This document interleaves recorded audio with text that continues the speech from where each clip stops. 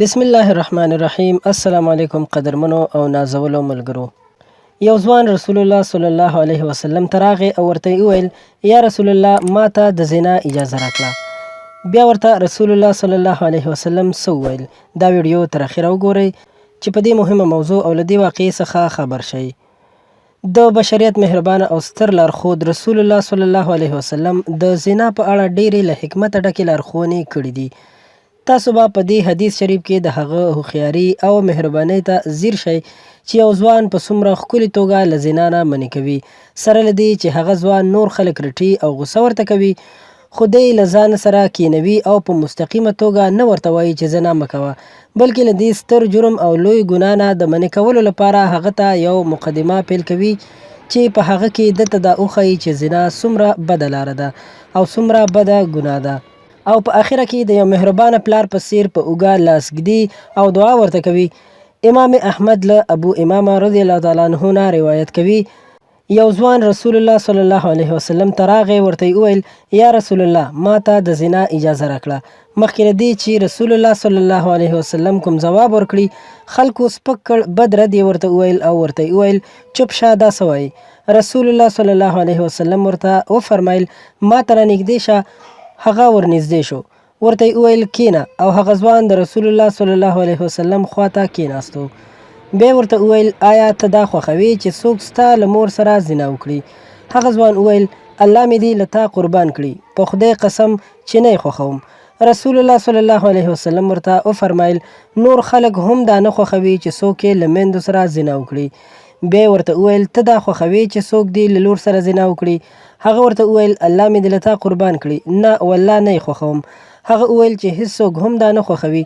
بیا رسول الله صلی الله علیه وسلم ورته وفرمیل آیا ته دا خوښوې چې له خور سره دې څوک زنا وکړي؟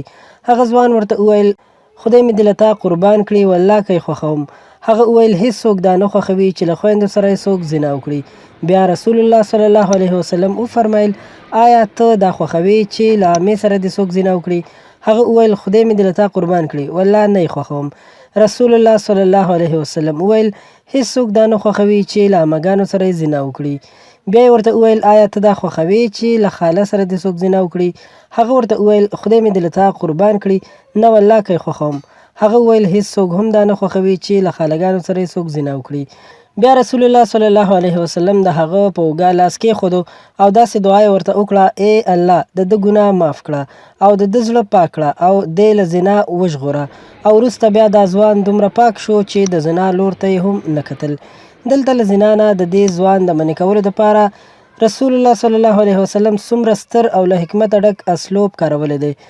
لومړی خو دا ځوان دومره ناخبره و چې د عامو خلکو په منځ کې له رسول الله صلی الله علیه وسلم نه د زنا اجازه غوښتله، خو د خلکو تر رټنې په منځ کې د ستر پیغمبر غوره او مهربانه چلند هغه دومره متاثره کړ چې له هرې خبرې سره رسول الله صلی الله علیه وسلم ته وایي خدای مې دې له تا نه قربان کړي، او هغه رسول الله صلی الله علیه وسلم د زنا بدۍ ته په ډېره حکیمانه توګه متوجه کړ. هغه داسې چې مور، لور، خور، عمه او خاله په هر انسان ګرانې وي.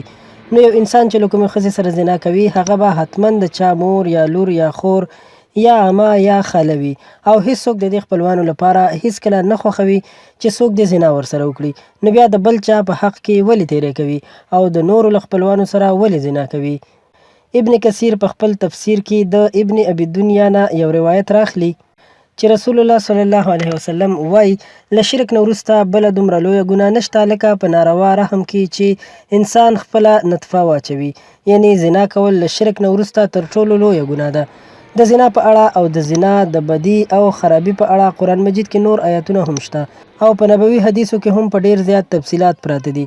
الله جل جلاله دې موږ او ټول مسلمانان له دې سپک عمل نه وساتي. مننه کوم دوستانو چې دا ویډیو مو را سره تر اخره وکتله. په دې هیله چې ستاسو به خوښه شوې وي او تاسو به ترې څه زده کړه کړې وي.